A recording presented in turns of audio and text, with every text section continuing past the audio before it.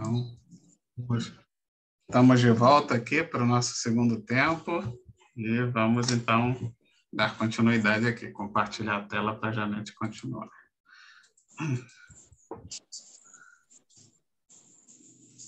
Não creiais em salvadores.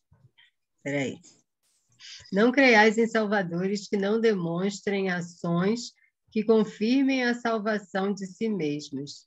Deves saber que foste criado para a gloriosa ascensão, mas que só é fácil descer. Subir exige trabalho, paciência, perseverança, condições essenciais para o encontro do amor e da sabedoria. Aí eu fico, viu? Então, a gente sabe que a gente foi criado para a angelitude, né? Um dia a gente vai ser anjo, porém não sem luta, né? E assim, a gente aprende, a gente lê a doutrina, a gente fala sobre a doutrina, mas como a gente erra ainda, né? De uma forma amarga mesmo. Porque a gente sabe que a subida é árdua, né? A gente ainda é muito imperfeito, a gente ainda como disse Jesus para o Paulo, né? Não recalcitres contra os aguilhões. A gente está sempre dando murro em ponta de faca, a gente não admite tantas coisas erradas que a gente ainda sente, que a gente ainda faz. Então, errar realmente, é como ele fala aqui, é muito fácil a gente descer. Agora, subir é que exige esse trabalho, essa paciência, essa perseverança, não é? Condições essenciais, como diz Emmanuel, para o encontro do amor e da sabedoria. Então, é preciso muita luta conosco mesmo, para a gente enfrentar os nossos leões internos, né? Os nossos lobos internos, a nossa inferioridade, admitir a nossa inferioridade que ainda é grande, né? A gente quer ser mais do que a gente realmente é. Então, é a falta de humildade, que o próprio Emmanuel fala em outras situações, em outros textos, né? A gente tem que conquistar essa humildade que o Cristo trouxe para nós.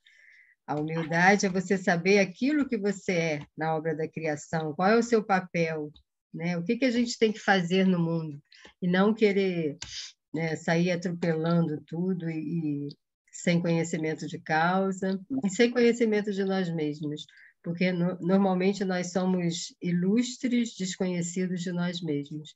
Então, é preciso realmente esse mergulho interior para que a gente se conheça, para que a gente se aprenda, né, nesse autoconhecimento, a nos respeitarmos e a respeitarmos o nosso próximo. Então, e muitas vezes a gente tem que levantar, como Paulo falou também, né? Levantar com os joelhos desconjuntados, mas e seguir, né? Sempre nessa certeza que a gente tem um potencial imenso, incrível dentro de nós. Jesus também repetiu para nós que nós temos luz, que nós podemos fazer o que ele fez e muito mais. Então, a gente tem que ter essa certeza, mas essa certeza com humildade, né? Saber o nosso potencial, porque somos centelhas divinas, somos filhos de Deus, somos um pedacinho dele, então nós podemos ser o que Jesus é. Mas sem humildade a gente não vai conseguir chegar aonde ele chegou, né? E acho que essa é a nossa grande luta, e por isso que é tão fácil para a gente cair e não subir, né? Então a subida realmente é muito árdua, mas a gente consegue, né? É isso.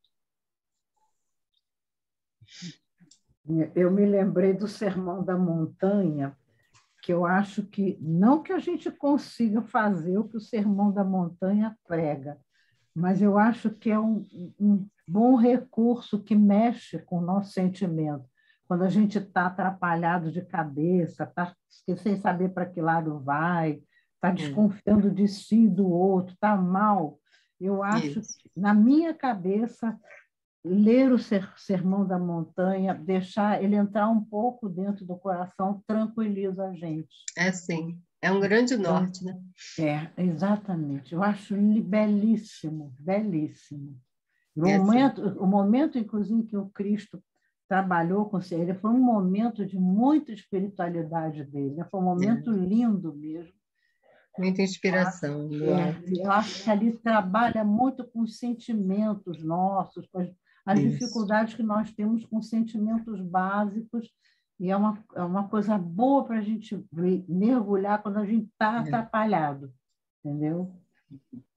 A gente tem esses recursos. Com a cachorra, sabe como é que é também?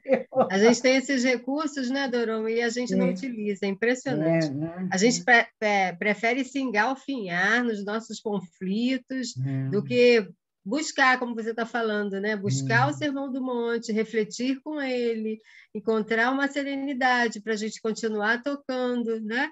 Não, a gente prefere ficar envolto nos conflitos, se aborrecendo. E, primeira coisa, a gente já tem que fazer uma oração, né? Para ter até essa inspiração. Vamos orar para apaziguar, né, a nós mesmos e buscar esses recursos tão maravilhosos que Jesus trouxe para nós, né? Perfeito. Excelente lembrança. Já dizia o ditado, para descer todo santo ajuda. Gravidade aí. Descer é muito mais fácil, né? Uma vez eu morava no 19º andar, lá no último prédio que eu morei, e aí um dia faltou luz. A escada lá de gente descendo para compromisso, toda hora tinha gente saindo, mas a recepção, esperando o elevador voltar a funcionar para subir, estava cada vez mais cheia, porque ninguém queria subir de escada, né? Então, realmente você vê que a própria gravidade aqui do mundo material já nos mostra o quanto subir é mais difícil do que descer, né? Então, a gente tem que realmente se esforçar, né? E o mesmo, né, a analogia serve também para a nossa escalada espiritual.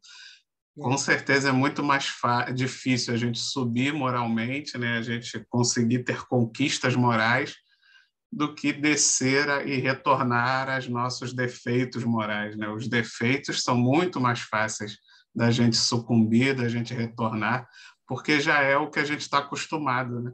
A gente já teve sucessivas encarnações perdidas no vício e nas vicissitudes. Então, o nosso normal já é fazer o errado. Então, é muito mais fácil para a gente retornar ao errado do que conquistar novas subidas, né? Mas a doutrina nos ensina o quão mal a gente está fazendo para nós mesmos, insistindo em retornar, né? Então, que a gente tem essa inteligência até de continuarmos a nos esforçarmos, por mais difícil que seja, para continuar trilhando esse caminho para cima, por mais difícil e doloroso que vai ser.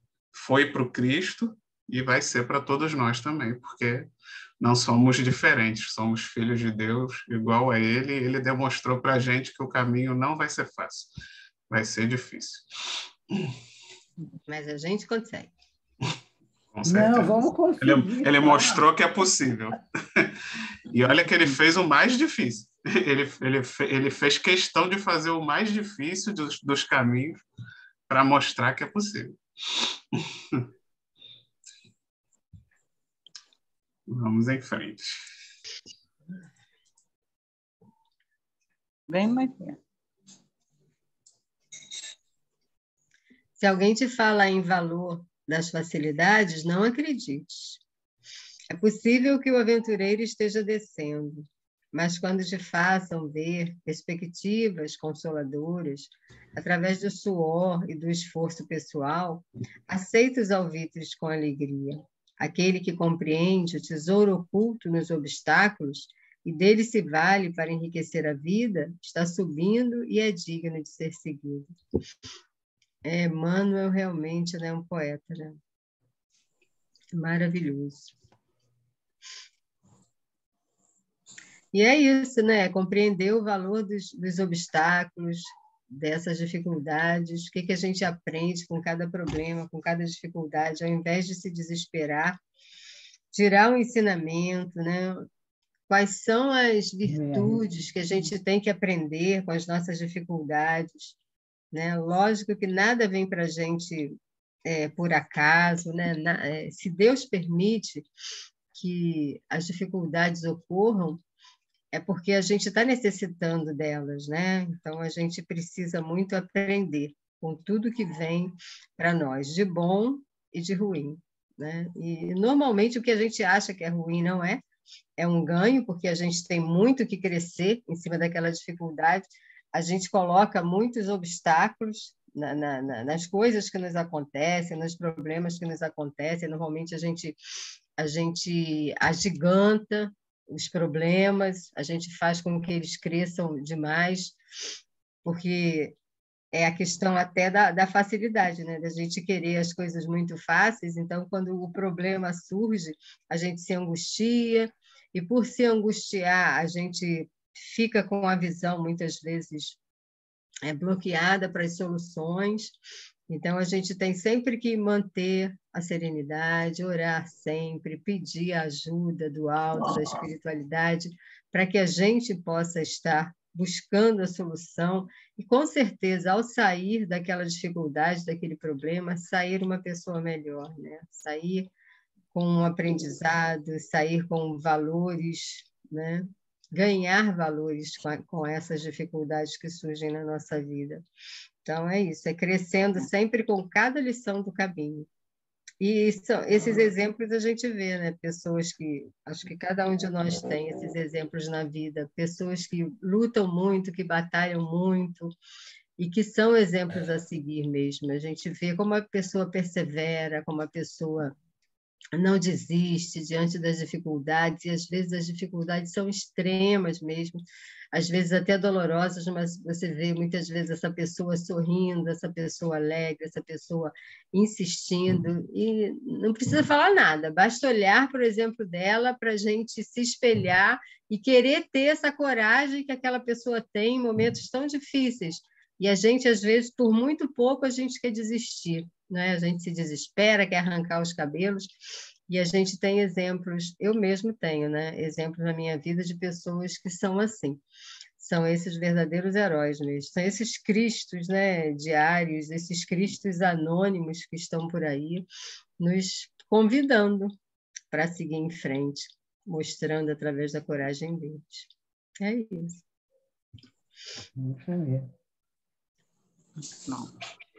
Tanto no material quanto no espiritual, o nosso objetivo tem que ser sempre em prol do todo, né? Sabemos que a evolução ela é individual, cada um tem a sua, porém, eu acho que o grande diferencial que mostra que aquela conquista realmente é moral, realmente é verdadeira, é quando você adquire ela pensando no bem geral, né? Temos aí, por exemplo, o exemplo de Bezerra de Menezes, que conquistou, né, que todo mundo conhece a história de que ele poderia já ir para outros mundos, e não, ele fez questão de permanecer na Terra, porque o amor que ele tem por todos nós e o desejo dele querer contribuir em acelerar, né, a nossa evolução fez com que ele abrisse mão desse benefício em prol de nos acolher. E isso mostra o quanto essa conquista moral dele foi verdadeira. E nós, muitas vezes, queremos evoluir, né? Como eu falei, porque a gente quer ir para o nosso lar, porque a gente quer encarnar num mundo melhor. A gente, muitas vezes, está nesse pensamento que é egoísta. Então, isso mostra o quanto a gente não evoluiu. Porque se você quer melhorar porque você quer sair daqui e largar os outros para trás, você já está demonstrando que essa virtude ainda não está tão bem conquistada, né? Ainda está em processo.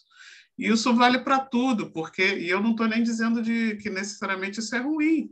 Acho que foi até a Selma que falou, é normal a pessoa querer conquistar dentro da licitude, né? Querer estudar, querer um bom emprego, querer conseguir condições melhores materiais, logicamente, né, pensando numa pessoa que está fazendo isso sem cometer nenhum tipo de ilicitude, poxa, maravilhoso, não tem crime nenhum nisso.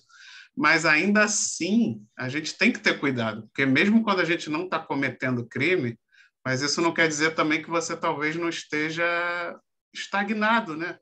Porque quando você só se preocupa com isso, não, é legítimo, você quer ter uma vida melhor. Então, você estuda, você trabalha para ter uma condição melhor, mas a gente tem que pensar no além. Tem que, tipo assim, esse meu estudo, essa minha condição, você tem que estar sempre preocupado em voltar para o todo essas conquistas e essas condições, porque senão você está perdendo tempo. Você passa, às vezes, uma vida inteira ali conquistando essas coisas, mas você, tudo bem, não cometeu crime, não roubou ninguém, fez a sua parte, conquistou, teve uma vida boa, financeira, sem grandes preocupações, sem fazer mal para ninguém. Tá, mas e daí? Mas o que você fez para o mundo ser melhor, né? Para as condições serem melhores? Porque você vai morrer e essas conquistas vão ficar todas aqui. Por mais que elas sejam lícitas, né? Você não roubou ninguém, legal, parabéns. Você não aumentou dívida nenhuma com a espiritualidade. Mas também não fez nada de melhor. Tipo assim, o que você deixou para esse mundo ser um mundo melhor? E a próxima encarnação, né?